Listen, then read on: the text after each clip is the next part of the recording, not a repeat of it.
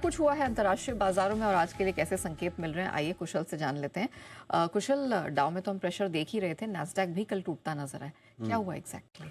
बिल्कुल। इनफैक्ट आप देखिए तो परसों के दिन जब S&P 500 और नास्डैक में तेज़ी बनी थी, उसके बाद कल के दिन में ये और दो इंडाइसेस डाउ जोन्स के साथ साथ लुढ़कते हुए नजर आए। इनफैक्ट डाउ जोन्स तो लगातार चौथे दिन जो है गिरावट पर ही बंद होता हुआ नजर आया है।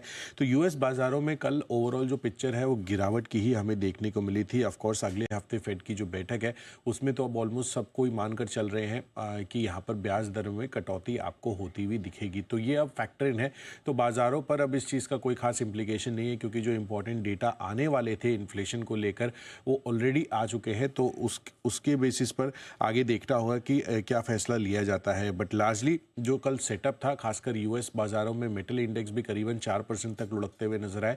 तो उस वजह से भी ग्लोबली मेटल स्पेस पर थोड़ा दबाव आपको देखने को मिला था। यूरोपियन बाज़ारों में भी आपको मिले जुले से ही संकेत थे। बहुत ही फ्लैट सा रुझान अक्रॉस इंडाइसेस आपको यूरोप में आता हुआ दिखा था।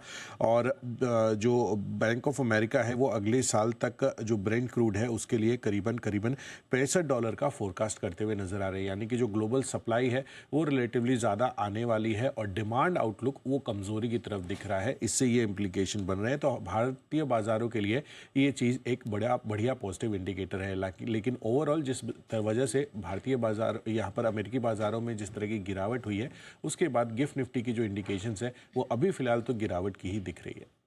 ओके, चलिए, तो ये कुछ महत्वपूर्ण डेटा पॉइंट्स हैं और अंतर्राष्ट्रीय बाजारों के अपडेट्स हैं जो कुशल ने आज आपके सामने रखे। थैंक यू कुशल, पूरी डिटेल के लिए।